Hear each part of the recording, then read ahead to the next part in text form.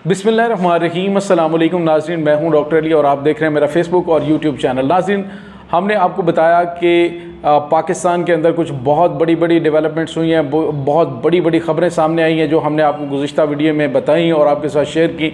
लेकिन अभी जो खबर आ रही है वो काफ़ी ज़्यादा तशवीशनाक भी है और बहुत बड़ी खबर भी है। चौधरी परवेज़ इलाही जेल से गायब हो गए हैं, वो कहाँ पे गए हैं, उनको कहाँ ले जाया गया है, इसके बारे में आपको बताएंगे। जबकि दूसरी जानिब पीपल्स पार्टी और नून लीग आपस में गुत्थम गुत्था हो गया और जो साबिक वज़ीर दाखिला हैं राना सनाउल्लाह, जो इमरान खान के बारे में मुख्तलिफ़ किस्म के बयानात देते हुए बिल्कुल हिचकिचाते नहीं और जब भी वो बयानात देते मुँह से आग निकालते हैं, तो अब वो शिकंजे में आ गए हैं। वादा माफ गवाह बन गई पीपल्स पार्टी और उन्होंने एक ऐसा कट्टा खोल दिया है जो राना सनाउल्लाह के लिए एक बहुत बड़ी मुसीबत बनने जा रहा है। इसके अलावा आपको ये भी बताएंगे कि जो तहरीक इंसाफ है उसको एक बहुत बड़ी कामयाबी मिली है, एक बहुत बड़ी खुशखबरी मिली है।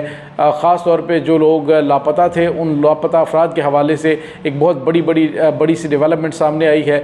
इन तमाम ख़बरों की तफसीलात हम आज की वीडियो में आपके साथ शेयर करेंगे। वीडियो की तफसील में जाने से पहले हमारे चैनल को सब्सक्राइब कर लीजिए और बेल आइकन को ज़रूर दबा दीजिएगा ताकि हमारी आने वाली वीडियोस सबसे पहले आप तक पहुंचती रहें। और कमेंट सेक्शन में अपने ख़यालात का इजहार ज़रूर किया करें। नाज़रीन, सबसे पहले तो आपको ये बताते चलें कि पाकिस्तानी अवाम जो कि इस निगरान हुकूमत से कोई रिलीफ़ मांग रही थी, एहतजाज किए जा रहे थे कि हमें रिलीफ़ दिया जाए, बिजली के बिलों में रिलीफ़ दिया जाए, तो उस हवाले से एक ख़बर आई है कि कुछ IMF को चीज़ें भेजी गई हैं जिसमें कहा गया है कि जो लोग जिनका बिल जो है वो 40,000 रुपये तक आया उन्हें 3,000 रुपये का जो है वो कमी की जाएगी बिल में, और जिनका 60 से 70,000 रुपये उन्हें 13,000 रुपया उसमें रिलीफ़ दिया जाएगा। लेकिन नाज़रीन, यहाँ पे आपको ये बताते चलें कि दूसरी जानिब जो पाकिस्तानी अवाम है उसके लिए बुरी खबर ये आ रही है कि इलेक्ट्रिक ने बिजली की कीमतों में 10 रुपये और 32 पैसे फ़ी यूनिट इजाफे की तजवीज़ दे दी है और ये 1-2 दिन में बढ़ने वाला है। और जो सूबा सिंध के सारिफीन यानी ख़ास तौर पर जो कराची के सारिफीन हैं उनके लिए मुसीबत खड़ी हो जाएगी, यानी 10 रुपये, यानी इधर से आपने कम किया और उधर से जो है वो आपने बढ़ा दिया, तो रिलीफ पाकिस्तानी अवाम को किस चीज़ का दिया गया। बहरहाल ये गेम समझ से बाहर है। दूसरी जानिब एक और बड़ी जो है वो ख़बर हमने आपको बताई गुज़िश्ता वीडियो के अंदर कि जो पाकिस्तान के आर्मी चीफ़ हैं जनाब आसिम मुनीर साहब और जनाब नदीम अंजम जो कि पाकिस्तान की खुफिया एजेंसी ISI के चीफ़ हैं, उनकी मुलाकात जो है सदर पाकिस्तान डॉक्टर आरिफ अलवी से हुई, जिसमें अब ये ख़बरें सामने आ रही हैं बावसूख ज़राए से कि जनाब नदीम अंजम साहब हैं उनको एक्सटेंशन दी जा रही मज़ीद 1 साल की। इसके पीछे क्या मामलात हैं, बहरहाल ये एक बड़ी ख़बर थी जो आपको हमने बताई और मुमकिन तौर पे इस पे मुलाकात में बातचीत हुई हो, इलेक्शंस के हवाले से बातचीत हुई हो। चमगोइयाँ तो बहुत सारी की जा रही हैं, लेकिन सदर आरिफ अलवी को 9 सितंबर के बाद जो है वो अपने ओहदे पर विराजमान रहने के लिए हदायत दे दी गई हैं कि किस तरह से आपने एक्ट करना है। दूसरी जानिब आपको ये बताते चलें कि पीपल्स पार्टी और नून लीग की आपस में ठन गई। एहसन इकबाल ने एक बयान दिया था जिसमें उन्होंने कहा था कि मुल्क के अंदर जो चीनी का बहरान पैदा हुआ है इसका जवाब पीपल्स पार्टी दे, और पीपल्स पार्टी के नवीद कमर साहब हैं उन्हें कहा कि वो बेहतर जवाब दे सकते हैं।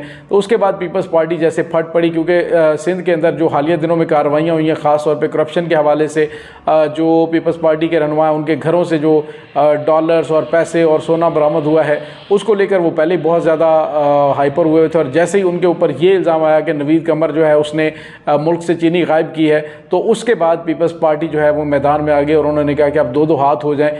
एक बड़ा जो है बड़ी डेवलपमेंट और एक बड़ा फैसला सामने आया है जो कि पीपल्स पार्टी ने किया है कि अब एक दूसरे को दोबारा से इलेक्शन से पहले सड़कों पर घसीटना है। तो नाज़रीन, पीपल्स पार्टी के रहनुमा हैं ताज हैदर, उन्होंने एक ट्वीट किया है। उस ट्वीट में और ट्वीट उन्होंने एहसन इकबाल के उस बयान पर किया कि नवीद कमर जो है वो बेहतर बता सकते हैं कि चीनी कहाँ पे गई है।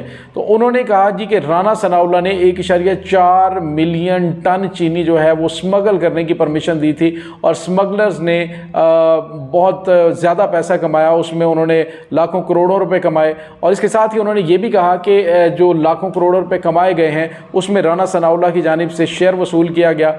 और नाज़रीन, ये बड़ी एक बहुत बड़ी चीज़ है। ख़ास तौर पे आर्मी चीफ जनाब आसिम मुनीर साहब की जानिब से जब हालिया दिनों में ताजरों से मुलाकात के दौरान कहा गया कि हम करप्शन के ख़िलाफ़ जो है वो क्रैकडाउन करने जा रहे हैं और करप्ट अफराद को नहीं छोड़ा जाएगा, करप्शन को नहीं छोड़ा जाएगा, तो सवाल ये पैदा होता है कि अब राना सनाउल्लाह के खिलाफ कार्रवाई होती हुई दिखाई दे रही है या नहीं।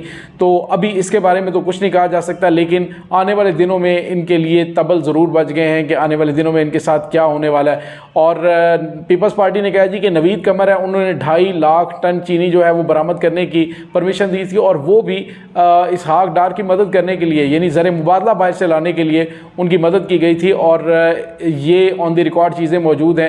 एहसन इकबाल साहब जो है जो कुछ कह रहे हैं, उन्हें अंदाज़ा होना चाहिए कि इस तमाम बहरान का, चीनी के बहरान का ज़िम्मेदार पाकिस्तान के अंदर कोई और नहीं बल्कि मुस्लिम लीग नून है। नाज़रीन, दूसरी जानिब एक और बहुत बड़ी खबर सामने आ रही है। वो हमने आपको बताया था कि चौधरी परवेज़ इलाही की तबीयत ख़राब हुई थी और तबीयत ख़राबी के बाद उनको पिम्स हॉस्पिटल ले जाया गया। पिम्स में उनका चेकअप हुआ और उसके बाद उन्हें वहाँ से रवाना कर दिया गया। लेकिन अब जो खबर सामने आ रही है वो ये है, ये उनके बेटे हैं मुनस इलाही, उन्होंने ट्वीट किया, उन्होंने कहा है कि तकरीबन 6 से 7 घंटे गुजर चुके हैं। पिम्स हॉस्पिटल से अटक जेल का रास्ता 1 घंटे का है, लेकिन अभी तक चौधरी परवेज़ इलाही को जेल में नहीं पहुँचाया गया। आखिर उनको कहाँ रखा गया है?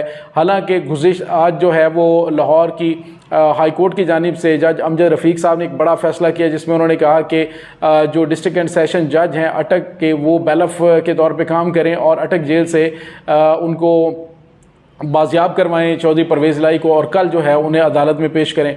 लेकिन नाज़रीन, अभी जो सूरत हाल है वो काफ़ी ज़्यादा तब्दील होती हुई नज़र आ रही है। जिस तरह से चौधरी परवेज़ इलाही को उनका चेकअप करवाने के बाद उन्हें वहाँ से गायब किया गया, अभी तक वो जेल में नहीं पहुँचे। अगर वो जेल में नहीं पहुँचे तो फिर उन्हें कहाँ रखा गया?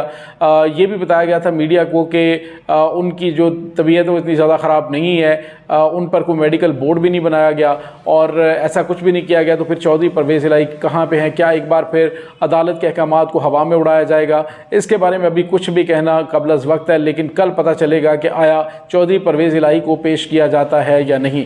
नाज़रीन, दूसरी जानिब डिस्ट्रिक्ट एंड सेशन जज जो हैं उनको बतौर बैलफ भी जेल से बाजियाब करवाने के लिए अदालत ने अहकामात दिए थे, लेकिन अभी तक जो है चौधरी परवेज़ इलाही का डिस्ट्रिक्ट जेल जो है अटक, उसमें वापस लेकर ना जाना काफ़ी ज़्यादा लम्हा फ़िक्र है। उस पर घर वाले उनके परेशान हैं, तहरीक इंसाफ के काफ़ी जो लोग हैं वो भी परेशान हैं।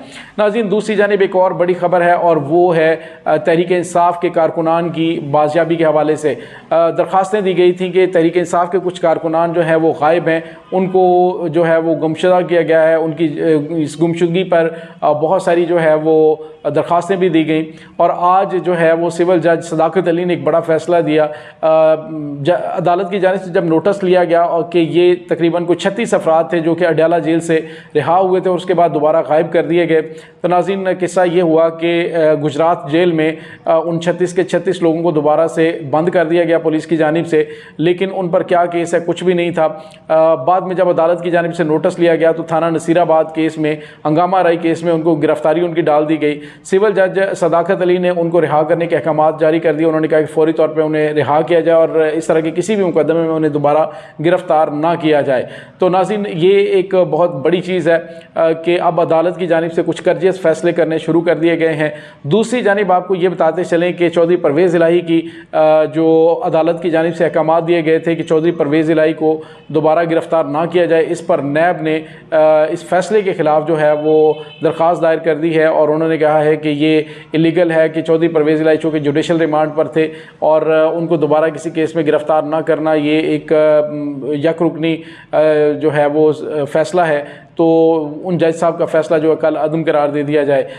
एक और बड़ी ख़बर वो ये है कि चीफ़ जस्टिस उमर अता बंदयाल जो है वो रिटायर हो रहे हैं और 13 को जो है उनको अलविदाई डिनर भी दिया जा रहा है चीफ जो सुप्रीम कोर्ट बार एसोसिएशन की जानिब से। और इसके बाद क्या होगा, उससे पहले क्या जस्टिस बंदयाल की जानिब से जो 1-2 बहुत बड़े बड़े केसेस हैं उसके फ़ैसले सुना दिए जाएंगे या फिर उनको दरमियान में लटका दिया जाएगा। इसके बाद जस्टिस काजी फ़ाइज़ ईसा जो है वो आकर मामलात को संभालेंगे और वो क्या फ़ैसले देंगे इसके बारे में कुछ नहीं कहा जा सकता। बहरहाल यही अब तक की अपडेट थी, मैंने कहा ये आपके साथ शेयर की जाए। अपना बहुत सारा ख्याल रखिएगा। डॉक्टर अली को इजाज़त दीजिए, इंशाल्लाह बहुत जल्द मिलते हैं एक नई वीडियो में। तब तक के लिए अल्लाह वारिस।